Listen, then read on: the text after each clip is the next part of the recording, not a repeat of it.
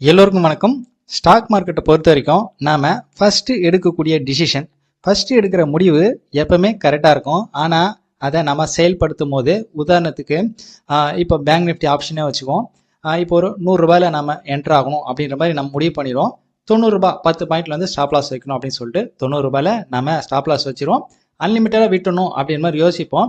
அன்னைக்குன்னு பார்த்து ஒரு 500 ரூபாய் இல்லை 1000 ரூபாய் எம்டிஎம் ப்ராஃபிட் பார்க்கும்போதே அங்கே ஒரு பதற்றம் வந்துடும் நமக்கு. ஏன்னா மார்க்கெட் பொறுத்த வரைக்கும் நமக்கு லாஸ் வரும்போது இருக்கிற பதற்றத்தை விட நம்மளோட எம்டிஎம் ப்ராஃபிட்ல இருக்கும்போது தான் பார்த்தீங்கன்னாக்கா பெரிய அளவில் பதட்டம் வரும். எதனால அப்படின்னு பார்க்கும்போது வந்த ப்ராஃபிட் எங்கே போயிடுமோ, மைனஸ்க்கு போயிடுமோ அப்படின்ற பதட்டத்தில் நம்ம என்ன பண்ணுவோம், ஓகே 1000 ரூபாய் வந்தது போதும் அப்படின்னு சொல்லிட்டு முடிச்சுக்குவோம். அன்னைக்குன்னு பார்த்து 5000 10,000 ரூபாய் ப்ராஃபிட் வரும்.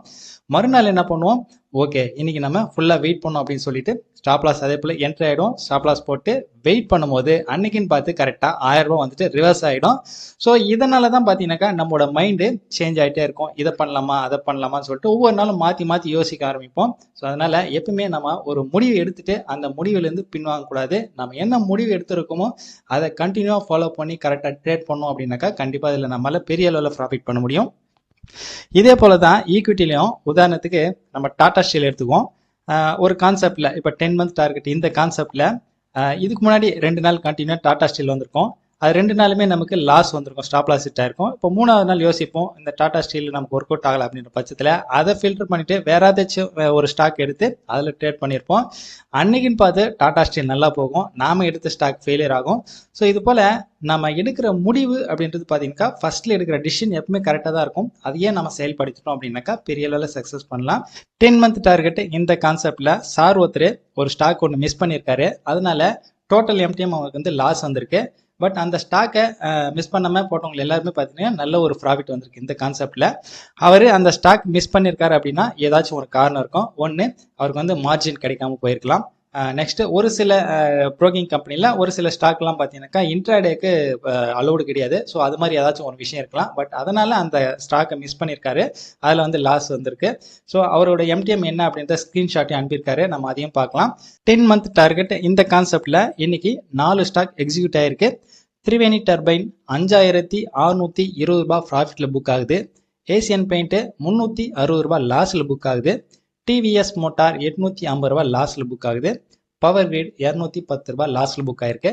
இன்னைக்கு கிடைச்ச இந்த 4 ஸ்டாக்ல 3 ஸ்டாக் வந்து லாஸ்ல புக் ஆயிருக்கு. 3 ஸ்டாக்கோட லாஸுமே பாருங்க கிட்டத்தட்ட 1% அவ்வளவுதான். பட் ஆனா ஒரே ஒரு ஸ்டாக் மட்டும் நல்லா பெர்ஃபார்ம் பண்ணிருக்கு, கிட்டத்தட்ட 5.5% மேல ப்ராஃபிட் வந்திருக்கு. டோட்டலா இந்த கான்செப்ட்ல 4200 ரூபாய் ப்ராஃபிட், 4.5% ப்ராஃபிட். சார் அவரோட ட்ரேடிங்க ஸ்கிரீன்ஷாட் எடுத்து அனுப்பியிருக்காரு, அதை நம்ம பார்க்கலாம். ஓகே, இதுதான், அதாவது 568.65 வந்து லாஸ்ட்ல வந்திருக்கு. டோட்டலா நமக்கு ஒரு 4.5% ப்ராஃபிட் வர வேண்டிய இடத்துல அந்த ஒரு ஸ்டாக்கால பாருங்க நமக்கு வந்து 568 ரூபாய் லாஸ் வந்திருக்கு. அவரு மென்ஷன் பண்ணியிருக்க, today loss are some stocks not in my broker. Okay, ஒரு சில ஸ்டாக்லாம் ஒரு சில புரோக்கிங் கம்பெனியில், அதாவது லிக்விடிட்டி அதிகமாக இருக்கிற ஸ்டாக்லாம் ஒரு சில புரோக்கிங் கம்பெனியில் இன்ட்ராடேக்கு அலோடு கிடையாது. ஸோ அந்த ஒரு காரணத்தினால அந்த ஸ்டாக் மிஸ் ஆயிருக்கு. அந்த ஒரு ஸ்டாக்கால பாருங்க இன்னைக்கு பெரிய அளவில் ப்ராஃபிட் மிஸ் பண்ணியிருக்காரு. ஸோ ப்ராஃபிட் மிஸ் பண்ணதும் இல்லாமல் அங்கே வந்து நமக்கு லாஸே வருது. 20 மாதங்கள் என்னோட டார்கெட் இந்த கான்செப்ட்ல டோட்டலா 4 ஸ்டாக் எக்ஸிக்யூட் ஆயிருக்கு. ஆக்சிஸ் பேங்க் 300 ரூபாய் ப்ராஃபிட், டாடா ஸ்டீல் 500 ரூபாய் லாஸ் வந்திருக்கு. ஐசிஐசிஐ பேங்க் 200 ரூபாய் ப்ராஃபிட் வந்திருக்கு. ஹெச்டிஎஃப்சி பேங்க்ல 200 ரூபாய் லாஸ் வந்திருக்கு. டோட்டலா இந்த 4 ஸ்டாக்ல 200 ரூபாய் லாஸ். ஸோ இது வந்து நோ கெயின் நோ லாஸ் சொல்லலாம். இதுல டாக்ஸ் புரோக்கரேஜ் எல்லாம் சேர்த்தா கண்டிப்பா ஒரு 0.5% டோட்டலா வந்து நமக்கு டெபிட் ஆகும். 10 மந்த் டார்கெட் இந்த கான்செப்ட்ல வரக்கூடிய ஒரு ஸ்டாக், அந்த கோல்டன் ஸ்டாக் இன்னைக்கு திரிவேணி டர்பைன். இதுதான். என்ன ரீசன் பாருங்க, ரிஸ்க் 0.5%, ரிவார்டு 13%. இந்த கான்செப்ட்ல நான் என்னோட அக்கௌண்ட்ல ட்ரேட் எடுத்திருக்கேன். என்ன ப்ராஃபிட் லாஸ் வந்திருக்கு அப்படின்றத நம்ம பார்த்துடலாம். திரிவேணி டர்பைன் இது ஒரு ஸ்டாக்கோட வேல்யூ 50,000 ரூபாய், 2567 ரூபாய், கிட்டத்தட்ட ஒரு 5% ப்ராஃபிட்ல புக் ஆயிருக்கு. அங்க நமக்கு ரிவார்டுன்னு பார்க்கும்போது கிட்டத்தட்ட 13%. என்னால 13% புக் பண்ண முடியல. ஸோ 5% தான் புக் பண்ண முடிஞ்சிருக்கு. ஸோ இருந்தாலும் பார்த்தீங்கன்னாக்கா இந்த கோல்டன் ஸ்டாக்கும் நமக்கு ரெகுலரா நல்ல ஒரு ப்ராஃபிட்டே கொடுக்குது. இன்னைக்கு பேங்க் நிப்டி ஆப்ஷன் ட்ரேடிங்ல நான் என்ன ட்ரேட் பண்ணியிருக்கேன் அப்படின்றத டைரக்டா அக்கௌண்ட்லயே நம்ம பார்த்துடலாம். பேங்க் நிப்டி ஆப்ஷன் ட்ரேடிங்ல இன்னைக்கு நான் 2 என்ட்ரி போயிருக்கேன். ஃபர்ஸ்ட் என்ட்ரி, ஃபர்ஸ்ட் கான்செப்டோட ஃபர்ஸ்ட் என்ட்ரி லாஸ் வந்திருக்கு, ஸ்டாப் லாஸ் ஹிட் ஆயிருக்கு. இன்னையோட இன்வெஸ்ட்மெண்ட் வேல்யூ பாருங்க 5742 ரூபா 50 காசு. இன்னையோட ரிஸ்க் 137 ரூபா 50 காசு. ரிவார்டு நான் எதிர்பார்த்த அளவுக்கு இல்லை, அது வந்து ஸ்டாப் லாஸ் ஹிட்டா இருக்கு.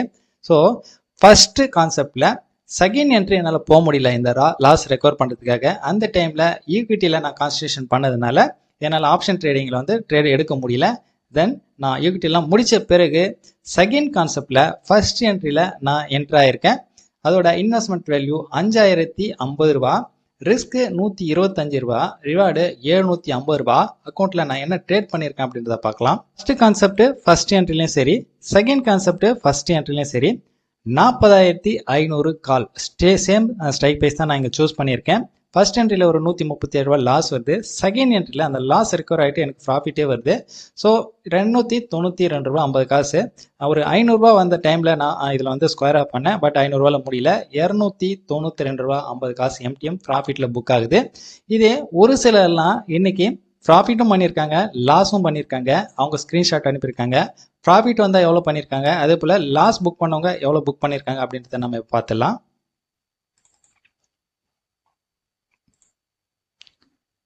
இன்னைக்கு தான் இவர் ஃபர்ஸ்ட் ட்ரேடிங்கை ஸ்டார்ட் பண்ணியிருக்காரு. இந்த கான்செப்டில் எடுத்த ஃபர்ஸ்ட் நாளே பாருங்க, டுடே ப்ராஃபிட்டு 1300 ரூபா ப்ராஃபிட் புக் பண்ணியிருக்காரு.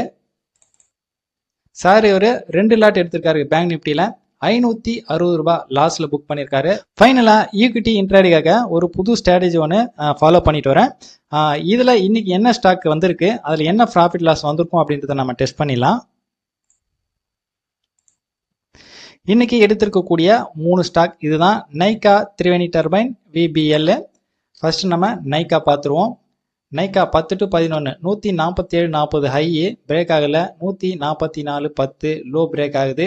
ஸோ இது ஸ்டாப் லாஸ் ஹிட் ஆகாமல் 142 நம்ம எதிர்பார்த்த 1% ப்ராஃபிட் வந்துடுச்சு. திரிவேணி டர்பைன் ஆல்ரெடி உங்களுக்கு தெரியும், அதில் கிட்டத்தட்ட 13% வரைக்கும் மேலே போயிருக்கு. ஸோ அதனால் 1% தாராளமாக வந்துடுச்சு. தென் விபிஎல்ல 1350 ரூபா ஹை பிரேக் ஆகலை, 1341.30 லோ பிரேக் ஆகுது. தென் 1327 ரூபா 55 காசு. இதில் நமக்கு 1% ப்ராஃபிட்டு. இன்னும் 2 நாள் இதில் வந்து டெஸ்ட் பண்ணிவிட்டு மேபி மண்டேலேருந்து ப்ராக்டிக்கலாகவே நான் ஸ்டார்ட் பண்ணிடுவேன். இன்னையோட மார்க்கெட் ட்ரெண்டு நல்லாவே இருந்திருக்கு. குறிப்பாக பேங்க் நிஃப்டி ஆப்ஷனில் என்ன போலவே ஃபர்ஸ்ட் என்ட்ரி லாஸ் புக் பண்ணிவிட்டு செகண்ட் என்ட்ரியில் அதில் 0 பண்ணவங்க நிறைய பேர் இருக்காங்க.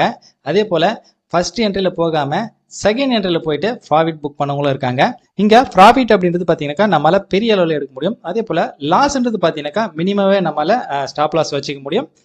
நாளையோட ட்ரெண்டில் என்னோட ஸ்ட்ராட்டஜிஸ்லாம் எந்த அளவுக்கு ஒர்க் அவுட் ஆக போகுது, ஏன்னா குறிப்பாக நாளைக்கு வீக்லி எக்ஸ்பைரி.